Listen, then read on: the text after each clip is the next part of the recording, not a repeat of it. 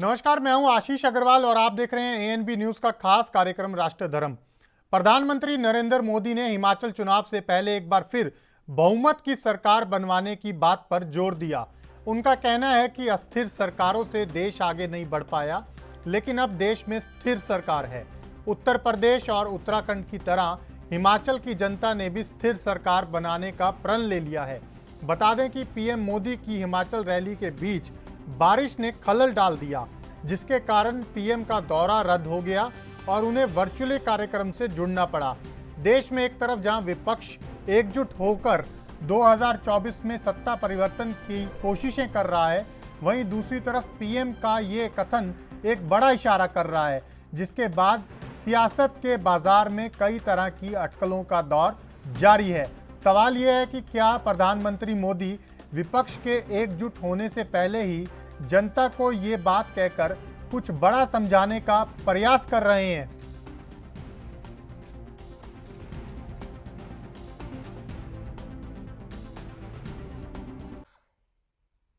हमारे देश में सरकारें अस्थिर रही,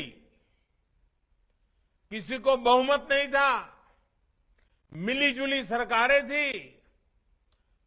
कितना दिन चलेगी, कुछ करेगी नहीं करेगी, कर पाएगी कि नहीं पाएगी, भारत के मतदाताओं के, नागरिकों के मन में नहीं, दुनिया के मन में आशंका होती थी। और उसके कारण कोई भारत की किसी बात पे विश्वास करने से पहले 50 बार सोचने में पड़ जाता था।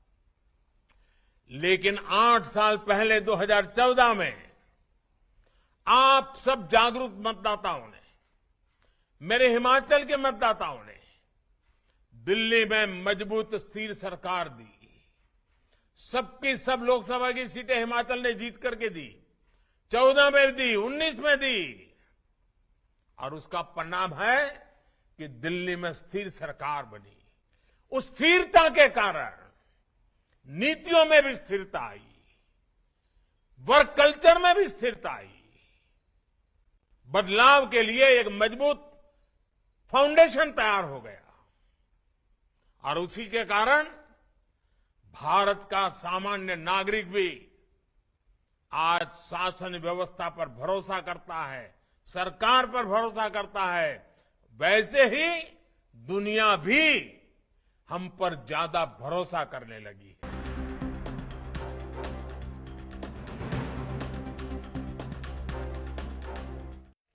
तो इसी मुद्दे पर चर्चा करेंगे। हमारे साथ हमारे राजनीतिक संपादक चंद्रशेखर त्रिशूल जी जुड़ रहे हैं और साथ ही साथ टीना ठाकुर, ब्यूरो चीफ हिमाचल प्रदेश भी हमारे साथ हैं।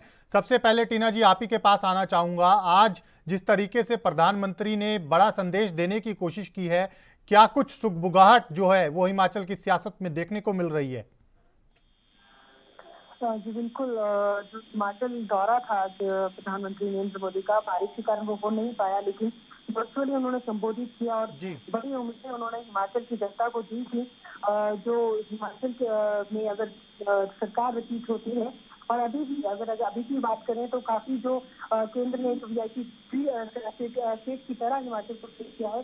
छोटे राज्य होने के नाते काफी जो चीजें थी वो हिमाचल को मिली है, जो कि अभी तक जो अन्य जो सरकारें अभी तक क्षेत्र में रही है, तो हिमाचल को एक नेग्लेक्ट किया जाता रहा था कि हिमाचल जो छोटा राज्य है वहाँ पे बहुत सारी चीजें ऐसी थी जो नहीं अभी तक की जाती थी। लेकिन नरेंद्र मोदी की जो अगुवाई वाली सरकार है, ऐसी बहुत सारी चीजें, इसी साल की अगर हम बात करें, मुख्य सचिवों का सम्मेलन हुआ है, टूरिज्म कॉन्क्लेव यहाँ हुआ है, बहुत सारी जो राष्ट्रीय नीतियों के जो सम्मेलन थे जिन पे बड़ी चर्चाएं होनी थी वो हिमाचल में ऑर्गेनाइज किए गए। तो इससे जो हिमाचल की जनता को कहीं ना कहीं उन्होंने संदेश किया है कि जो डबल इंजन की सरकार है उसमें जो विकास की रफ्तार है वो भी काफी तेज रहती है। और आज भी वो उन्होंने ये जरूर कहा कि जो बर्फ फार्मा जो बड़ी सौगात हिमाचल को मिली है, इसके जरिए जो हिमाचल है वो देश में नहीं विदेशों में भी जो है उसका नाम होगा। और जो हिमाचल जो फार्मा उद्योग में जो है एक बड़ा नाम कमा पाएगा। जी ठीक है, बने रहिए आप हमारे साथ। चंद्रशेखर जी भी जुड़े हैं। त्रिशूल जी, प्रधानमंत्री ने आज बड़ा संदेश देने की कोशिश की है अपने संबोधन में। देखिए आशीष जी, निश्चित रूप से हिमाचल को आप देखेंगे तो कहीं ना कहीं मॉडल स्टेट के रूप में बीजेपी ने राष्ट्रीय स्तर पे अंकित किया है और उसकी एक प्रधानता कहीं ना कहीं रखी है। और वो आपको दिखेगी कि हिमाचल को लेकर कई सरकारी योजनाओं को जमीनी स्तर पर उतारने के लिए जो यहाँ के मुख्यमंत्री हैं जयराम ठाकुर, वो और केंद्र सरकार दोनों के समन्वय से ये जो योजनाएं हैं केंद्र सरकार और राज्य सरकार की, वो जमीनी स्तर पर प्रभावशाली ढंग से कैसे पूरी हो, उसके लिए कहीं ना कहीं सरकार ने प्रतिबद्धता दिखाई है। और वही संदेश आज प्रधानमंत्री ने अपनी वर्चुअल रैली में दिया और युवाओं को जोड़ने की जो बात कही, कहीं ना कहीं बीजेपी अगर कोई कहीं जो चुनावी में बीजेपी हमेशा रहती है और उसे लगता है कि ये यहाँ समस्या है या यहाँ इसका निराकरण होना है, तो वो उसको बॉटम लेवल पे जाकर रिमार्क करती है और उसका कहीं ना कहीं निराकरण करती है। और सबसे बड़ी बात है कि सरकारी योजनाओं के बारे में बड़ा एक दृष्टिकोण है वो लोगों को साफ किया है। तो निश्चित रूप से कहीं ना कहीं बीजेपी को उसका फायदा होने वाला है चुनावों में। लेकिन सबसे बड़ी बात कि बीजेपी के सामने दो बड़े प्रतिद्वंदी, क्योंकि अब पहले एक अकेली कांग्रेस थी लेकिन अब आम आदमी पार्टी भी मैदान में खड़ी है, तो कहीं ना कहीं बीजेपी को जो उनकी रणनीति है उसको और जाके एक बार उसका विश्लेषण करना होगा कि चुनावों में कैसे इसको सही तरीके से उस जगह ले जाए, खड़ा किया जाए ताकि जो चुनौतियां हैं वो कम हो और जो विपक्षी है वो कहीं ना कहीं ये बात कहने में जो बीजेपी के ऊपर वो योजनाओं को लेकर आरोप लगाए या तमाम चीजों को लेकर कहीं संशोधन खड़ा करे, वहां पर धराशायी करते हैं। बिल्कुल बिल्कुल चंद्रशेखर जी, एक बड़ा सवाल ये भी है कि प्रधानमंत्री ने अपने संबोधन में आज स्थिर सरकार की बात पर बार बार जोर दिया। उन्होंने जिस तरीके से कहा कि देश में जो है वो स्थिर सरकार है और उत्तर प्रदेश और उत्तराखंड के बाद हिमाचल की जनता भी स्थिर सरकार बनाने का प्रण ले रही है, तो कहीं ना कहीं क्या कोई ऐसी स्थिति बनती हुई नजर आ रही है जिसकी वजह से आज प्रधानमंत्री ने अपने संबोधन में इस बात का जिक्र किया?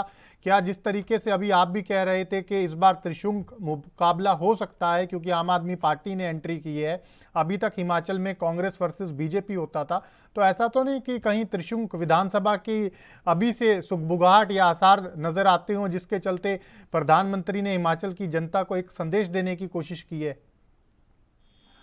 देखिए आशीष जी, एक बात मैं नहीं कहूंगा अपने शब्दों में कि त्रिशंकु विधानसभा, क्योंकि त्रिशंकु विधानसभा ऐसे नहीं हो सकती क्योंकि आम आदमी पार्टी कांग्रेस से नहीं मिल सकती। जो राष्ट्रीय परिदृश्य में अगर आप देखेंगे बीजेपी कांग्रेस का कोई मिलन नहीं है और कांग्रेस बीजेपी और आम आदमी पार्टी का कोई मिलन नहीं है। अगर हम लोगों से जमीनी स्तर पे बात करते हैं कि क्या हालात क्या है, तो एक शब्द का वो इस्तेमाल करते हैं, बोले कि अभी सब खिचड़ी है।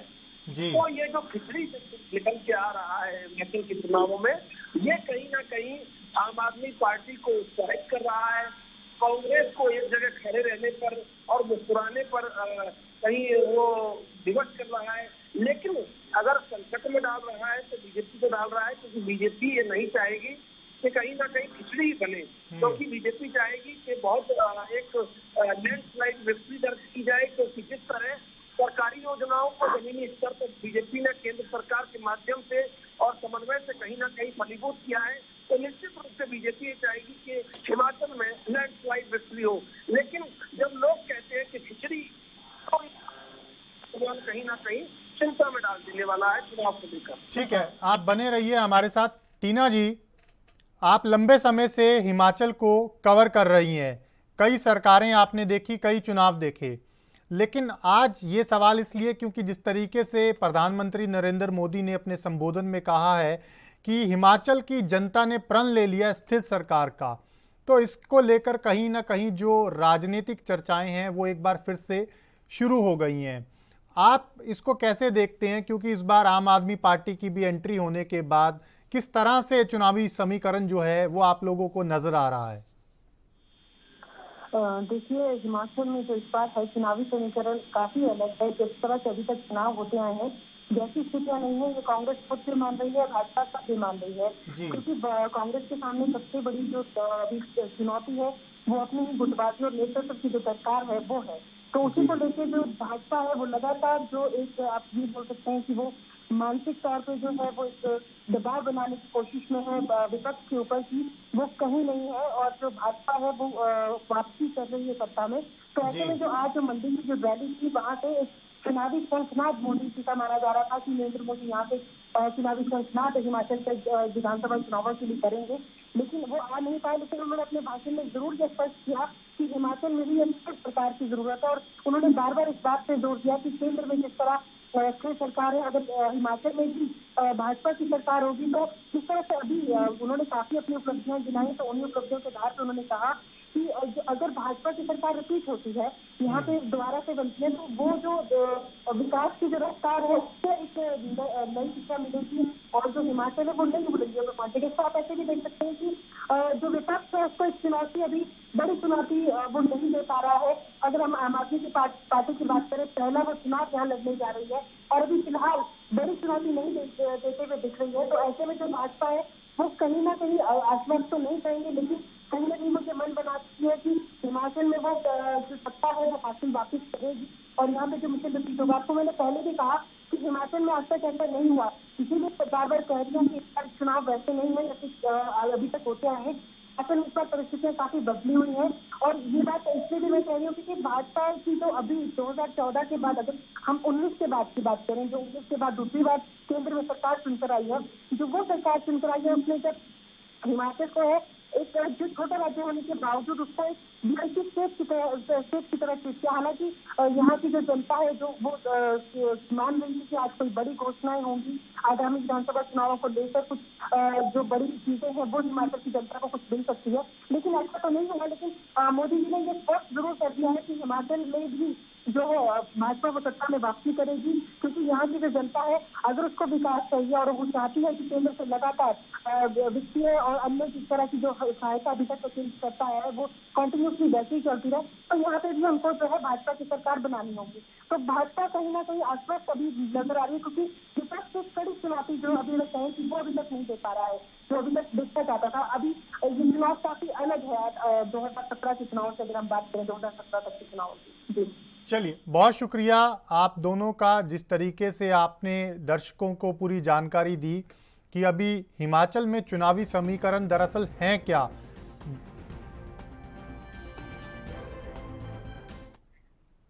फिलहाल वक्त हो चला है एक छोटे से ब्रेक का। ब्रेक के बाद चर्चा की शुरुआत करेंगे।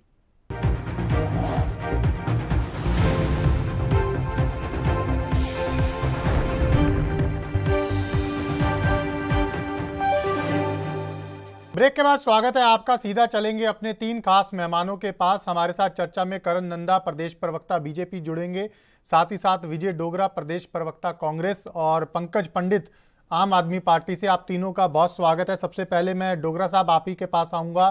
किस तरीके से देखते हैं आज की प्रधानमंत्री की रैली को? सबसे पहला रिएक्शन। न्यूज का बहुत बहुत आभार और धन्यवाद। आज की जो रैली थी उसके ऊपर भारतीय जनता पार्टी जिस तरह से ये समझ रही थी कि हमें एक बहुत बड़ी संजीवनी मिलने वाली है, मुझे 3 बातें ये करनी है कि माननीय प्रधानमंत्री महोदय प्रदेश में आते तो लोग उनको सुनते कि वो क्या देने आए हैं, और पिछले 5 वर्षों में जितनी बार हिमाचल में आए हर व्यक्ति को निराशा ही आंख लगी। और प्रदेश में जब वो 2014 में आए थे तो उन्होंने कहा था कि हम देश में हालात बदलेंगे और प्रदेश का जो हमारा सेब बागबान है उसको 50% से उनका जो कर है उसमें जो राहत है वो 100% दी जाएगी। और जो जीएसटी है, जीएसटी जो 3000 करोड़ हमें हिमाचल प्रदेश को मिलती थी जून माह से, वो भी बंद है।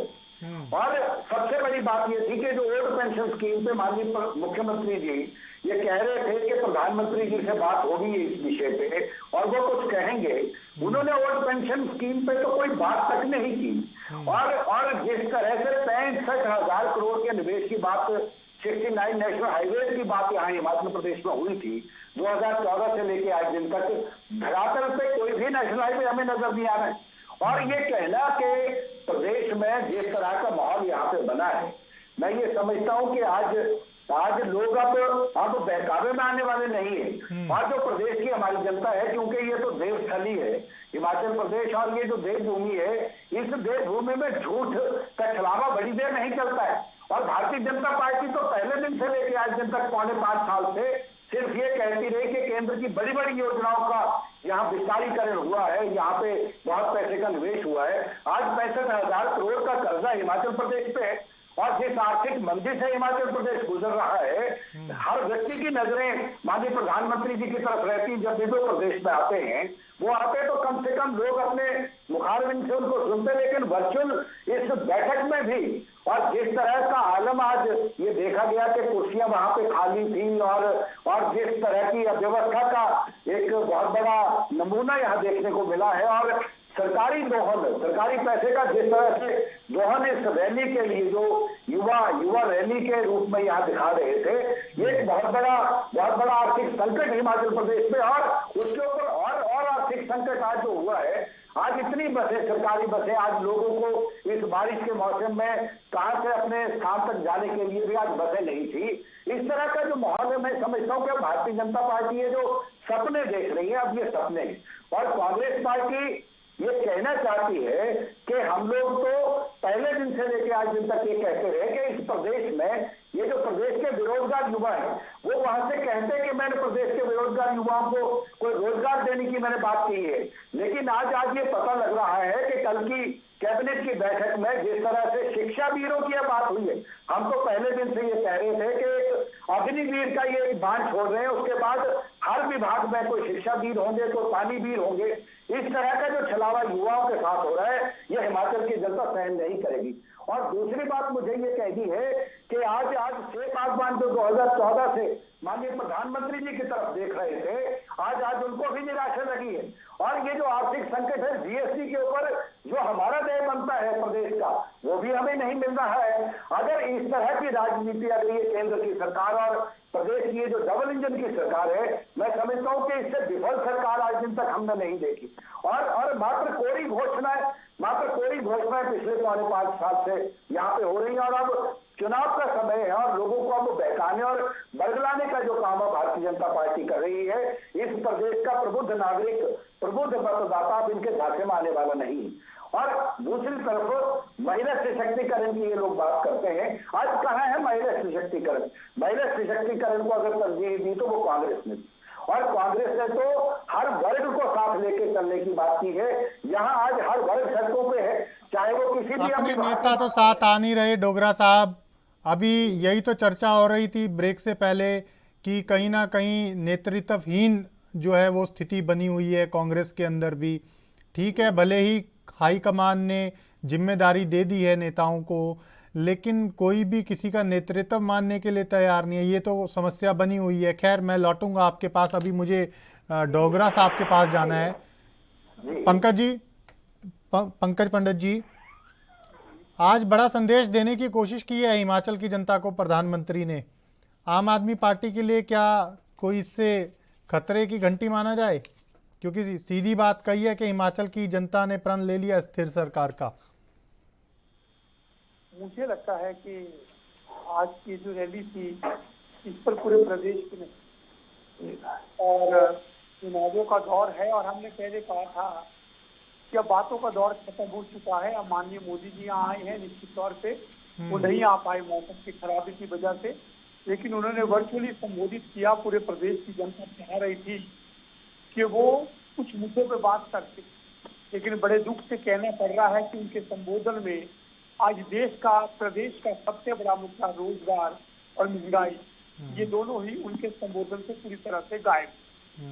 दूसरी बात के अब चुनावों के हम दहलीज पे खड़े हुए हैं। इस दौर में भी हम चाहते थे कि मोदी जी स्पष्ट करे कि उन्होंने हिमाचल प्रदेश को दिया। हमने उनके आने से पहले भी 5 सवाल पूछे थे कि क्या कारण है, आप कहते हैं डबल इंजन की सरकार है, विकास की रफ्तार है, लेकिन 70,000 करोड़ का कर्ज क्यों हुआ? अगर केंद्र खुलकर हमारे साथ है तो क्यों कोई आर्थिक राहत स्कीम क्यों नहीं दी गई? आज हालात ये है, सरकार ओवरड्राफ्ट में है। सरकार को वित्तीय देनदारियां देने के लिए कर्मचारियों की 2,500 करोड़ का लोन लेना पड़ रहा है। अगले महीने तनख्वाह कहाँ से देनी है, इसके लिए अधिकारी काम में जुटे हुए हैं। दूसरा मुद्दा, 10 लाख की बेरोजगारों की फौज इस प्रदेश में है और वहां पे प्रधानमंत्री जी क्या बात कर रहे हैं कि हमने रोजगार सृजन किया है। कोरोना के दौर में हमारे हजारों लोग बेरोजगार हुए थे। सबसे बड़ा धक्का हमारे पर्यटन उद्योग को लगा था, जिसको अपनी उपलब्धि बता रहे थे मोदी जी। पर्यटन उद्योग को 1 पैसे की राहत इस सरकार ने दी। हजारों टैक्सियां बिक गई, सैकड़ों होटल बिक गए, हजारों लोग बेरोजगार हो गए, सड़कों पे आ गए। लेकिन इस सरकार के कानों पे छू नहीं रहेंगी और इसमें कोई भी राहत का पैकेज नहीं। तीसरा मुद्दा मैं बात करना चाहूंगा, ओल्ड पेंशन स्कीम। हमारी जयराम सरकार कहती थी सैद्धांतिक सहमति हो गई है, लेकिन मोदी जी की जुबान पे तो कोई सहमति नहीं आई। अरे ओल्ड पेंशन नहीं देनी है तो जिस निजी कंपनी के पास 75,000 करोड़ रुपया हमारे कर्मचारियों के खून पसीने का है, कम से कम आप उसे वापस देने का आश्वासन तो देते। आज 4 लेन के हालात क्या है? केंद्र कह रहा है 4 गुना मुआवजा दो, लेकिन वो कौन लोग हैं जो केंद्र की नीति को प्रदेश में लागू नहीं होने देते? आज पूरे के पूरे हिमाचल प्रदेश के 62 विधानसभा क्षेत्र जो है वो 4 लेन की जद में आ रहे हैं। लोग आंदोलन कर रहे हैं, लेकिन अहंकारी सरकार सुनने को तैयार नहीं है।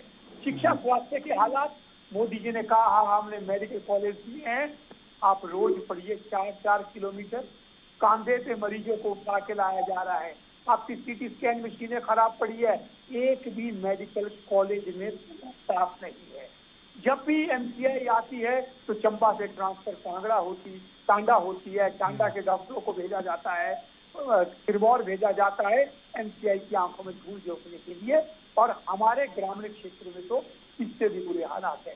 देखिए, आम आदमी पार्टी का साफ मानना है कि माननीय मोदी जी, आज पूरी उम्मीद थी, क्योंकि आप कहते हैं दूसरा घर है इसलिए आपसे उम्मीद क्या जाती, लेकिन आज आपने सिर्फ वही बातें की है।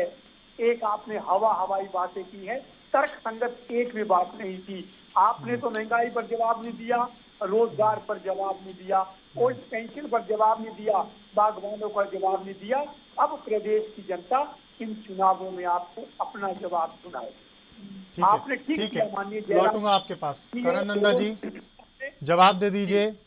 लगातार विपक्ष जो है सवाल उठा रहा है और इन सवालों के बीच में 2-3 बिंदु अहम बने हुए हैं, चाहे ओल्ड पेंशन स्कीम की बात हो, चाहे बेरोजगारी का मुद्दा हो, चाहे साथ ही साथ उद्योगपतियों को तो राहत देते रहते हैं। ये ऐसी चर्चा केंद्र में हमेशा सुनने को मिलती है, लेकिन जो छोटे उद्योग हैं उनको राहत नहीं मिल पा रही, ये विपक्ष का आरोप है हिमाचल में। देखिए, जिस प्रकार से भारतीय जनता पार्टी ने पिछले 4.5 वर्षों से ऊपर का कार्यकाल हो चुका है, चुनाव करते हैं, हमने एक सोशल इकोनॉमिकल स्टेट जो है इसको किस प्रकार से एक स्वरूप दिया है वो जग जाहिर है। सोशल सिक्योरिटी पेंशन हो, चाहे हेल्थ का क्षेत्र हो, चाहे बुजुर्गों का ख्याल हो, चाहे उनका मान सम्मान हो, महिलाओं का मान सम्मान हो या युवाओं के लिए हम कार्यरत हैं, तो उस प्रकार जो आप देखेंगे हमने हर वर्ग के लिए एक योजना बनाई है। सबसे पहले मैं बताना चाहूंगा कि हिमाचल प्रदेश जो है एक सोशियो वेलफेयर स्टेट है, जहाँ पे हमारे सोशल स्कीम बहुत चलती है और उसके लिए जो है फंड क्रिएशन करना और हर स्कीम के अंदर जो है वो तकरीबन जो है 50 से 100% जो है वृद्धि करना, वो अपने में एक मानक को स्थापित करता है। अगर आप हेल्थ के क्षेत्र में देखें तो प्रधानमंत्री नरेंद्र मोदी जी ने आयुष्मान भारत स्कीम लाई, जिसमें 5 लाख रुपए का कवर मिला। और यहीं पे ये चीज नहीं रुकी, हमारे माननीय मुख्यमंत्री जयराम ठाकुर जी ने हिमकेयर योजना लाई और हिमकेयर योजना के माध्यम से 4,82,000 लोगों को जो है हमने जो है वो हेल्थ कवर प्रोवाइड किया। इसलिए हमने सिक्योरिटी के माध्यम से हेल्थ सिक्योरिटी का मिशन पूरा किया और आज जो है ये हेल्थ सेक्टर में हिमाचल सबसे सिक्योर स्टेट भी माना जाता है। आप देखिए किस प्रकार से जो है सिलेंडर्स को हमने घर घर पहुंचाया। नहीं, वो सब ठीक है नंदा जी, वो सब ठीक है। आपने जो योजनाएं गिनाई, निश्चित रूप से आपकी पार्टी ने और आपकी सरकार ने काम किया होगा, ऐसी हमें उम्मीद है।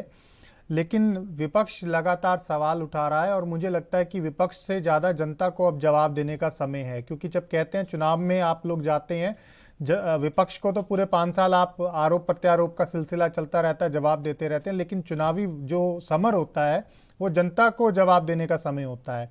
अब क्योंकि विपक्ष कहीं ना कहीं ये सवाल बीजेपी से नहीं पूछ रहा, ये सवाल जनता के सामने जाके रख रहा है कि 5 साल में जितनी बार भी प्रधानमंत्री जी आए हिमाचल को कुछ नहीं मिला, जैसा अभी आपके जो मंच पर हमारे मौजूद अन्य प्रवक्ताओं ने कहा, आपके साथियों ने कहा।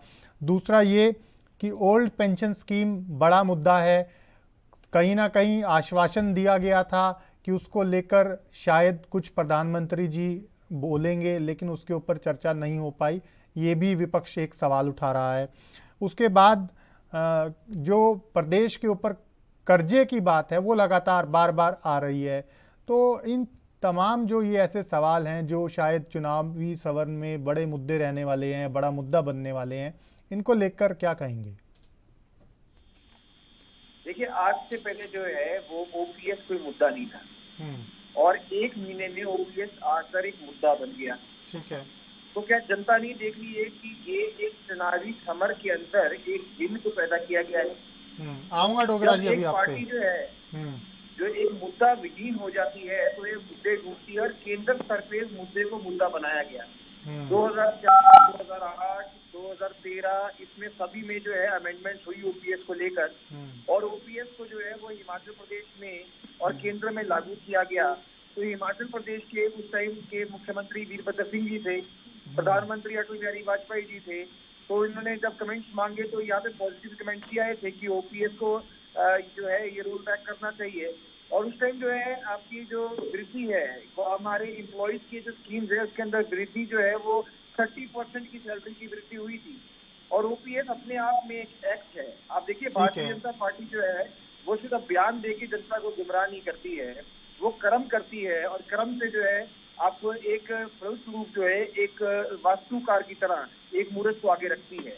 मैं यहाँ बताना चाहूंगा कि ओपीएस दूसरी स्टेटों में भी लागू क्यों नहीं हो पा रहा है, क्योंकि इसके लिए आपको एक्ट के अंदर अमेंडमेंट करनी पड़ती है।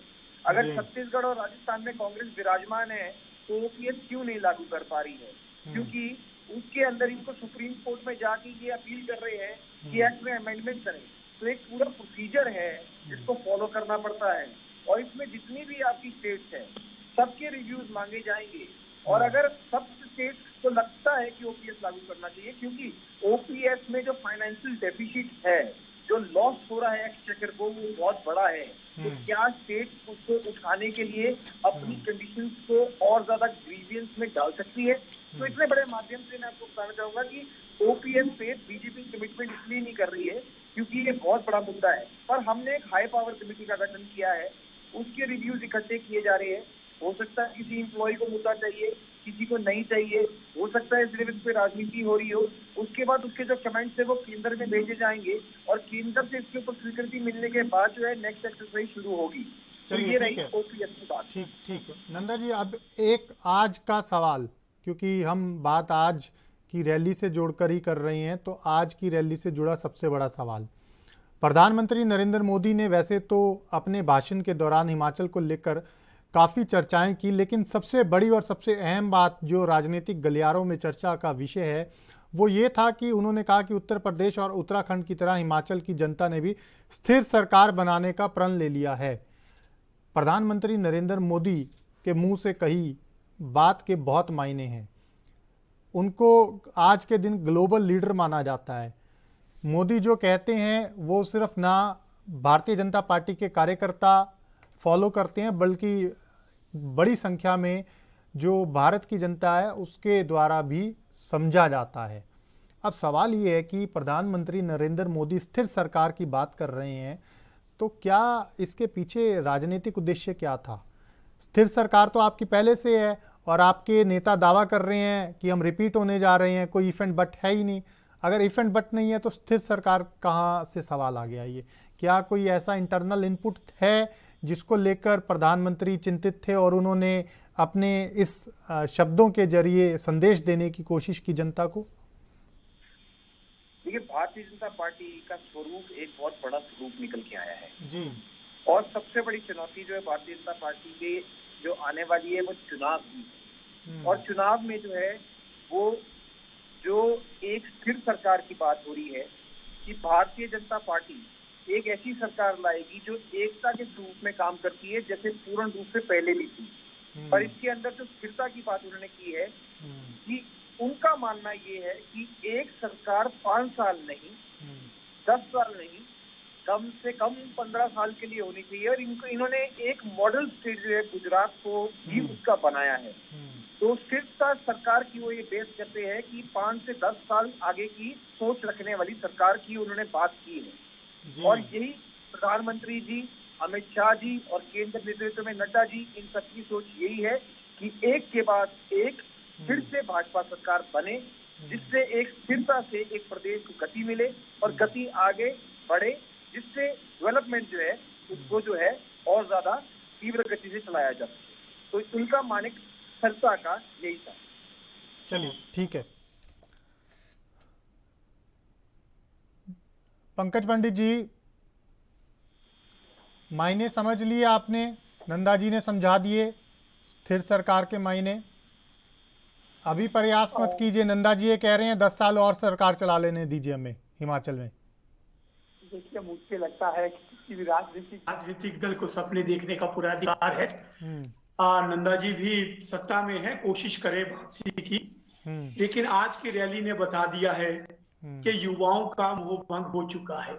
मैंने परसों भी कहा था अपनी प्रेस वार्ता में कि इन्होंने कहा था 1 लाख युवाओं को मोदी संबोधित करेंगे।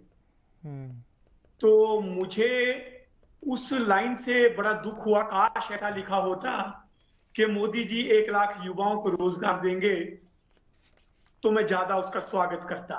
लेकिन जिस तरह की संख्या के दावे किए थे और जिस तरह मैदान में खाली कुर्सियां थी, वो बता रही है इस प्रदेश में रोजगार मुद्दा है। इस प्रदेश के युवा का भाजपा से मोह भंग हो चुका है और वो रिवाज नहीं, पूरी सरकार ही बदलने में भरोसा रख रहा है। और आज अच्छा हुआ मोदी जी नहीं आए, नहीं तो उन्हें भाजपा की असलियत पता लग जाती जब सामने खाली कुर्सियां नजर आ जाती। ये तो बारिश ने इनकी इज्जत बचा ली है। इनके पास बोलने को एक है कि मौसम खराब हुआ इसलिए मोदी जी नहीं आए, लेकिन निश्चित तौर पे ये जो 5 साल तक इस सरकार ने क्या क्या किया है, इसकी सच्चाइयां सामने आ रही है। आचार संहिता लगने दीजिए, सरकारी सहारा खत्म होने दीजिए, ना ये वो लाभार्थियों को मैदान में ला पाएंगे, ना सरकारी कर्मचारियों को ला पाएंगे। तब भाजपा की असलियत जो है वो सामने आएगी। खाली भाजपा के नेता नजर आएंगे आपको। ओपीएस पे मेरे भाई नंदा जी ने कहा कि बहुत तकनीकी विषय है, इस पर एक्ट लाना पड़ता है। अरे किसने रोका है मेरे भाई? आप कहते हो डबल इंजन की सरकार है, सरकार आपकी है।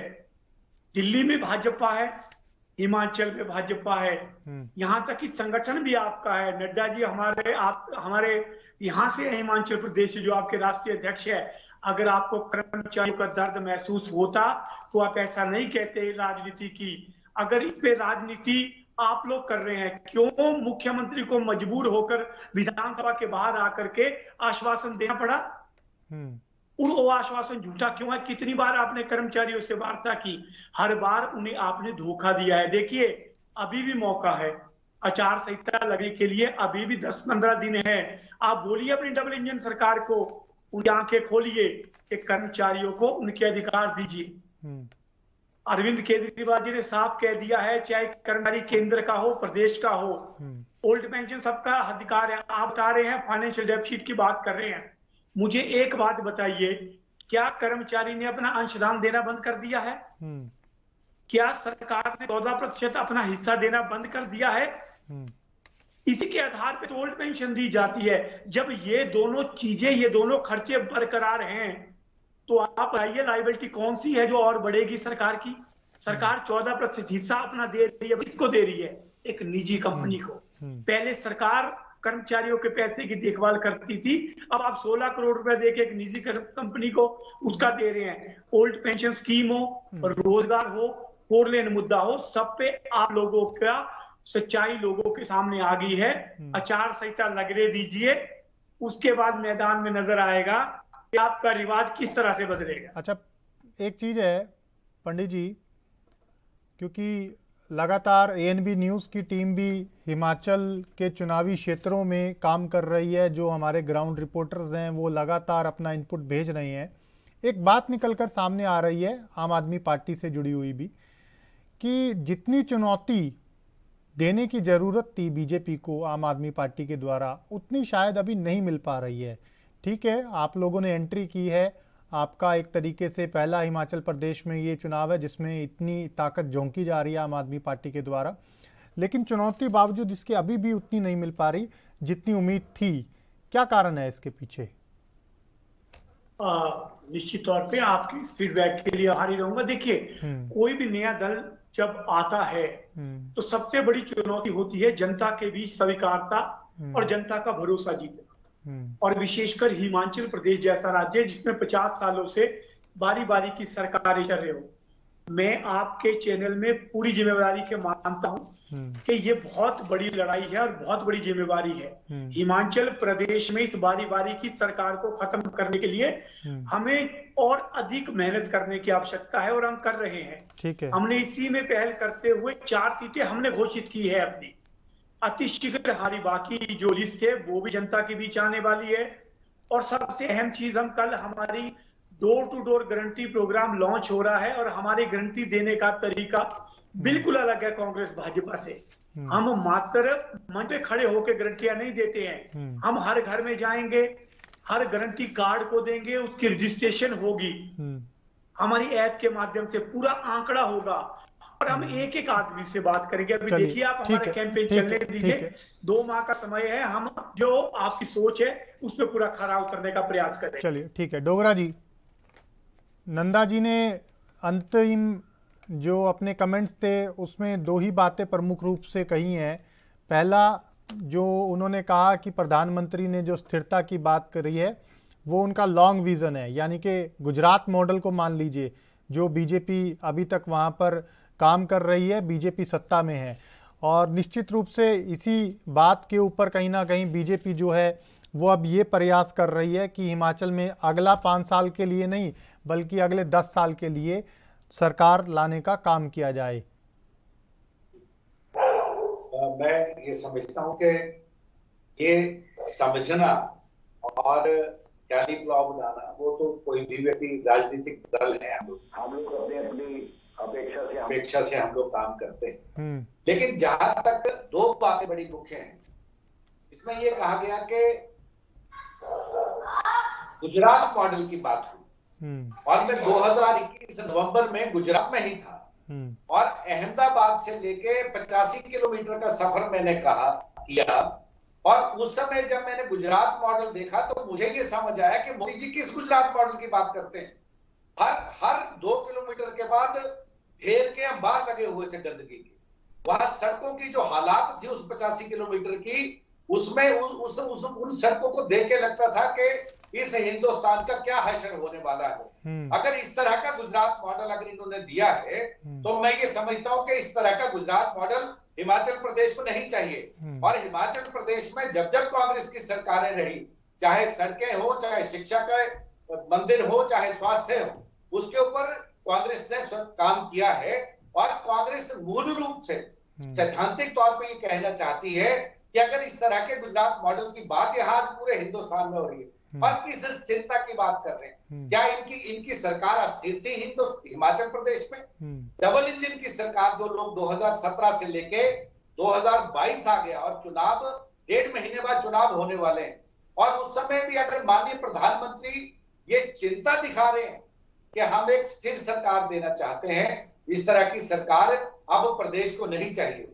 प्रदेश को वो सरकार चाहिए जो कर्मचारी हितैषी। मुझे आशीष जी 1 मिनट, हाँ, बोलिए। ओपीएस की बात इन्होंने कही कि ये कहीं ना कहीं कोई राजनीतिक मुद्दा तो नहीं है। ये कर्मचारियों को अगर ये समझते हैं कि ये राजनीतिक मुद्दा है, तो जब 2017 में इन लोगों ने चुनाव लड़ा था तो इन्होंने कहा था कि कर्मचारी पेंशनों की हम लोग बात करेंगे और 4.5 वर्ष तक इन्होंने बात नहीं की। और कर्मचारी पिछले 4.5 वर्ष से एक नहीं, एजुकेशन नहीं, शिक्षा नहीं, स्वास्थ्य नहीं, दूसरे विभाग नहीं, इवन न्यायालय परिसरों के कर्मचारी भी आज जिस 7वें वेतनमान की बात के लिए आज आंदोलन कर रहे हैं काले बिल्ले लगा के, और इनके राजस्व विभाग के कर्मचारी काले बिल्ले लगा के बात कर रहे हैं। आज सरकार उसके ऊपर बात करने के लिए तैयार नहीं। तो मुझे ऐसे लगता है कि इस तरह के जो ख्याली पुलाव है, और जिस सिलेंडर की बात की कि हमने घर घर सिलेंडर पहुंचाया, ये हिमाचल प्रदेश पूरे देश का पहला राज्य था जिसमें इस देश के पूर्व प्रधानमंत्री डॉक्टर मनमोहन सिंह ने सब्सिडी के रूप में, जब हिंदुस्तान की सारे राज्यों में सब्सिडी खातों में जा रही थी, ठीक है। सभी सरकारों ने अपने अपने समय में अपना बेहतर करने का प्रयास किया है, लेकिन हमारा जो आज का मुद्दा है और जिसके ऊपर हम चर्चा कर रहे हैं, मैं आप दोनों से, क्योंकि डोगरा साहब और पंडित जी, इसलिए एक ज्वाइंट सवाल पूछ रहा हूं, क्योंकि आज का जो प्रधानमंत्री का वक्तव्य था वो सीधे तौर पर इसी से जुड़ा हुआ है। भले ही प्रधानमंत्री साहब ने स्थिर सरकार की बात की है, लेकिन आपको जैसा विदित है ही कि 2024 के चुनाव भी सिर पर हैं, और ऐसे में कहीं ना कहीं जो तमाम विपक्ष से जुड़े बड़े नेता हैं वो तमाम राजनीतिक दलों को बीजेपी के खिलाफ एक मंच पर लाने का प्रयास कर रहे हैं। हो सकता है नंदा जी ने जो मायने बताए उनका अपना विश्लेषण हो, लेकिन प्रधानमंत्री जी ने जो बात की वो 2024 से जुड़ी हुई हो। आज क्योंकि जिस तरीके से उन्होंने उत्तर प्रदेश, उत्तराखंड के बाद हिमाचल का जिक्र किया, वो ये चाहते हो कि तमाम जो राज्य हैं वहाँ पर पूरी तरह से स्थिर सरकार हो, ताकि 2024 में उसका फ़ायदा केंद्र के चुनावों के दौरान मिल सके। तो क्या अगर ऐसी कोई स्थिति बनती है, कोई एक मंच पर भी आने का कोई विचार हो सकता है लंबे समय में? हालांकि ये संभव नहीं है, मुझे भी पता है, लेकिन मैं फिर भी पूछ रहा हूँ। ये आशीष जी बहुत बढ़िया प्रश्न है, और मुझे ऐसे लगता है कि अब जिस तरह से कांग्रेस ने भारत जोड़ो आंदोलन शुरू किया है, और उस भारत जोड़ो यात्रा में जिस तरह से इस देश के जो सामाजिक सरोकार रखने वाले जो लोग हैं, योगेंद्र यादव जैसे जो एक किसान नेता, और जिन्होंने एक लंबी सूझबूझ जैसे स्वराज आंदोलन के माने हुए एक प्रखर वक्ता के रूप में, अगर वो लोग आज इस भारत जोड़ो यात्रा में चल रहे हैं, तो कहीं ना कहीं इस देश में कुछ ठीक नहीं है। और कांग्रेस के साथ जिस तरह से जनसैलाब उमड़ रहा है, राहुल गांधी जी के साथ जिस तरह से हर वर्ग के लोग साथ चल रहे हैं, इस देश में आने वाला जो 2024 का जो चुनाव है वो बड़ा रोचक होने वाला है।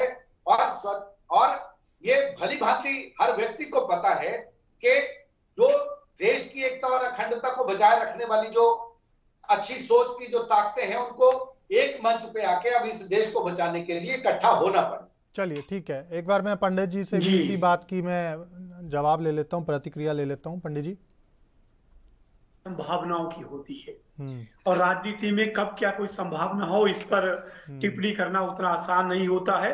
लेकिन निश्चित तौर पर आम आदमी पार्टी राजनीति करने नहीं, राजनीति बदलने के उद्देश्य से आई थी, और हमारा भाजपा से कोई व्यक्तिगत बैर नहीं है। हमारा मानना है इस देश में जब भी आम आदमी के हितों की बात होगी, उसके संवैधानिक अधिकारों की बात होगी, मूलभूत अधिकारों की बात होगी, उसकी लड़ाई लड़ना आम आदमी का पहला कर्तव्य है। हमने शिक्षा, स्वास्थ्य जैसे अहम मुद्दों को लेकर के अपनी राजनीति शुरू की थी, जो कभी भी देश की राजनीति में चुनावी मुद्दे नहीं थे। तो हम इसको लेकर के पूरे देश में आगे बढ़ रहे हैं, और अभी तक अच्छा हमें लोगों का साथ मिल रहा है। और आज देश को इस हालात में लाने के लिए जवाबदेह जिम्मेवार कौन है, ये जनता जानती है। अगर आज ये भाजपा इतनी अहंकारी है, तो कहीं ना कहीं हमारा विपक्ष भी अपनी विपक्ष की भूमिका निभाने में नाकामयाब रहा है। तो एक सशक्त विपक्ष नहीं था, उनकी भी इस बारे में जवाबदेही है। केजरीवाल जी का प्रयास है हिंदुस्तान में अपनी बात को रखा जाए, और आम आदमी को मुद्दा बना करके पूरे देश में एक अलग से हम लोग जो है मुद्दों पर आधारित राजनीति करें, यही मेरा मानना है। ठीक है, नंदा साहब, आवाज मिल रही है आपको? करण जी? जी आवाज आ रही है जी। करण जी, मेरी जानकारी के मुताबिक आज मंडी में जिस रैली को रखा गया था उसमें मुख्य रूप से भाजयुमो के जो करीबन 1 लाख युवा हैं वो जुटाने का प्रयास था, लक्ष्य था। और ये भी एक बड़ी जानकारी है कि शायद पहली बार बीजेपी के कोई प्रधानमंत्री भाजयुमो की रैली को संबोधित कर रहे थे। ये अपने आप में ही शायद रिकॉर्ड है। इसके पीछे का उद्देश्य भी मैं आपसे समझना चाहूँगा। क्या सीधा सीधा युवाओं को इस बार जो है वो फोकस करने का प्रयास किया गया है? जी, निश्चित रूप से युवा शक्ति है कि जो युवा अपना मन बना लेती है तो प्रदेश और देश उसी राह पर चलता है। ठीक है। और युवा मोर्चा को साथ जोड़ने के लिए इस रैली को उनका मनोबल बढ़ाने के लिए हमने इस रैली का आयोजन किया। ठीक है। भारतीय जनता पार्टी ने स्वावलंबन योजना लाई है, जिसके 4000 यूनिट जो है वो हिमाचल प्रदेश में स्थापित हो चुके हैं और युवाओं के लिए कई महीनों में भारतीय जनता पार्टी ने सकारात्मक कार्य किया। मैं आपको बताना चाहूंगा कि ये बात करते हैं कि प्रधानमंत्री घोषणा नहीं करते।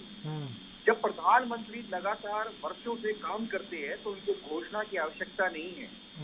आप देखिए, हमारी सरकार जो भारतीय जनता पार्टी की डबल इंजन सरकार है, उसमें हिमाचल प्रदेश को पहले एम्स दिया, सुपर स्पेशलिटी हॉस्पिटल्स दिए, मदर एंड केयर हॉस्पिटल्स दिए, ऊना में पीजीआई सैटेलाइट सेंटर दिया, उसके बाद बिना मांगे डिवाइस मेडिकल पार्क दिया और अब बल्क ड्रग पार्क दिया। तो अगर आप इसका संयुक्त जोड़ निकालें तो ये संयुक्त जोड़ 50,000 करोड़ से ऊपर का है। और इसके अंदर जो है, जो ये नौकरियों की बात कर रहे हैं, इससे प्रत्यक्ष और अप्रत्यक्ष रूप से लाखों की तादाद में नौकरी मिलने वाली है।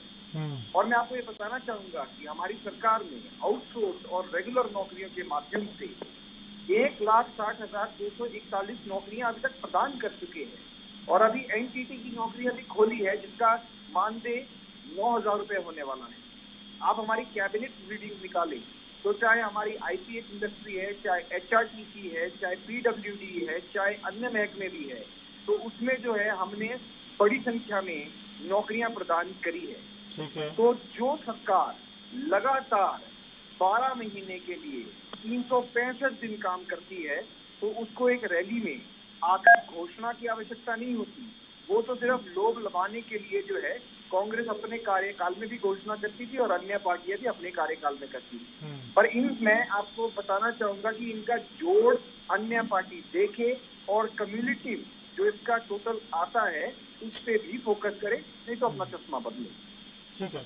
एक चीज और नंदा जी, जिस तरीके से मैं आ रहा हूँ आपके पास पंडित जी भी, मैंने आपको बताया कि लगातार हमारी टीम्स हिमाचल इलेक्शंस को लेकर काम कर रही हैं और हर जिले से, हर विधानसभा क्षेत्र से फीडबैक्स आ रही हैं। अभी एक बड़ा दिलचस्प फीडबैक ये भी है कि ज़्यादातर जो हिमाचल के लोग हैं, आम लोगों की मैं बात कर रहा हूँ, वो ये मान रहे हैं कि इस बार कहीं ना कहीं खिचड़ी हुई पड़ी है पूरे इलेक्शन के अंदर, क्योंकि हमेशा जो चुनाव कांग्रेस वर्सेस बीजेपी होता था उसके अंदर या तो कांग्रेस या बीजेपी बाजी मारकर जाती थी। ठीक है, लेकिन इस बार आम आदमी पार्टी के आने के बाद से खिचड़ी जैसा माहौल है। तो ऐसे में मतलब आपके लिए लगता नहीं कि कहीं ना कहीं एक चुनौती थोड़ी सी बढ़ गई है और जनता को इस बार थोड़ा सा विश्वास दिलाना और ज़्यादा टफ होगा, क्योंकि इस बार दोहरा आक्रमण हो रहा है आपकी तरफ? देखिए, आम आदमी पार्टी का प्रथम वर्ष है जब उन्होंने हिमाचल प्रदेश में कदम रखा है जी, और कदम ताल जिस तरह चलता है तो अभी लगता नहीं है कि आम आदमी पार्टी किसी मानक पर है भारतीय जनता पार्टी के सामने और कांग्रेस के सामने खड़ी है। मैं बताना चाहूंगा कि जिस प्रकार से पंजाब में आम आदमी पार्टी ने एक माहौल खड़ा किया है, उसका प्रभाव हिमाचल प्रदेश पे पड़ता है। जिस प्रकार से गुंडागर्दी बढ़ी, जिस प्रकार से, ये अच्छी बात है आप इस बात को मान रहे हैं कि पंजाब का जो असर है कहीं ना कहीं हिमाचल के साथ लगते हिमाचल प्रदेश के जिलों पर पड़ता है, और ये अगर आप मान रहे हैं तो मुझे लगता है जमीनी स्तर पर भी काम हो रहा है। फिर मैं आपको बता रहा हूँ, देखिए किस प्रकार आम आदमी पार्टी ने पहले बड़ी रैलियों का आयोजन किया। जब बड़ी रैलियों में बाहर से कार्यकर्ता लाने पड़ रहे थे और खबरें इनके खिलाफ गई तो उसके बाद ये 5 स्टार होटल में सीमित हो गए। और अब जब उनको लग रहा है कि वहां से भी बात नहीं बन रही, तो अब छोटी टोलियां बना के काम करना शुरू किया। तो अब देखिए किस प्रकार से ये बड़ी रैली से एक छोटी टोली में आ गए हैं। तो इनका स्वरूप जो है वो घटता चला जा रहा है। पर ये है कि परिश्रम जारी रखी, आने वाले समय में जब भी ये चुनौती बन के आएंगे तो हम स्वीकार करेंगे, पर वर्तमान समय में आम आदमी पार्टी बिल्कुल चुनौती नहीं। ठीक है पंडित जी, समय का अभाव है, संक्षिप्त में मैं चाहूंगा आप जल्दी से जवाब अपना पूरा कीजिएगा, क्योंकि मुझे फाइनल कमेंट जो है डोगरा साहब से भी लेना है। मैं अब करण नंदा मेरे भाई ने कहा कि जो सरकार लगातार काम करती है उसे घोषणाओं की जरूरत नहीं पड़ती है। इन्होंने खुद ही मान लिया कि जयराम जी काम नहीं कर रहे हैं, इसलिए पिछले 1 महीने से घोषणाएं कर रहे हैं। रोज 100 करोड़ की घोषणा करते हैं। ये तय कर ले कि मोदी काम कर रहे हैं इसलिए घोषणा नहीं कर रहे हैं, या जयराम काम कर रहे हैं इसलिए घोषणा कर रहे हैं। सच्चाई इन्होंने बता दी। बाकी आम आदमी पार्टी की चिंता आप ना करें। पंजाब में भी आप हमें इसी तरह कहते थे हम कहीं नहीं है, अब दिल्ली में भी कहते थे, हमें जनता ने है, इसका जवाब हम आने वाले चुनावों में दे दें। ठीक है डोगरा जी फाइनल कमेंट। आशीष भाई, ये जो बात थी, इस बात पे मैं ये कहना चाहता हूं कि अभी जो प्रदेश में जिन घोषणाओं की यहाँ बात हो रही है, जिन नौकरियों की यहाँ बात हो रही है, ये वो नौकरियां हैं। और ये जिस 9,000 की अभी, क्योंकि कल कैबिनेट की बैठक में कहा कि अब एनटीटी के पद भी भरे जाएंगे। और इस तरह का अगर छलावा 3200 रुपया मानदेय अगर आईपीएस के उस वर्कर को मिल सकता है जो 12 घंटे काम करता है, और जिस आउटसोर्स की ये बात कर रहे हैं, यही वो लोग हैं जो 2017 में ये कहते थे कि आउटसोर्स कौन सी ऐसी योजना है जिसके तहत कर्मचारी रखे जा सकते हैं। आज आउटसोर्स का आंकड़ा ये 1,65,000 बता रहे। मुझे ऐसे ही बात ये करनी है कि प्रदेश में पिछले वर्ष जो 3 उपचुनाव विधानसभा के और 1 लोकसभा को हुआ है, उसमें हमारे प्रदेश के प्रबुद्ध नागरिकों ने, प्रबुद्ध मतदाताओं ने जो एक मैंडेट दिया है, उस मैंडेट से कांग्रेस के पास एक बहुत जोश और होश से भरी एक बैटरी है। कांग्रेस अपनी जो हमारी 10 घोषणाएं जो हमने की है, गारंटियां जो हमने दी हैं, उन गारंटियों के माध्यम से हम लोग टक्कर ही नहीं देंगे। हम लोग प्रदेश में सरकार बनाएंगे और एक ऐसी सशक्त सरकार बनाएंगे कि ओपीएस, जिसको हमने कहा है कि ओल्ड पेंशन स्कीम को हम 10 दिन में लागू करके बताएंगे, वो कांग्रेस ही कर सकती है, बाकी कोई नहीं कर सकता है। Thank you very much. बहुत शुक्रिया आप तीनों मेहमानों का एएनबी न्यूज पर जुड़ने के लिए। आज के लिए मेरे साथ इतना ही। आप देखते रहिए एएनबी न्यूज। नमस्कार।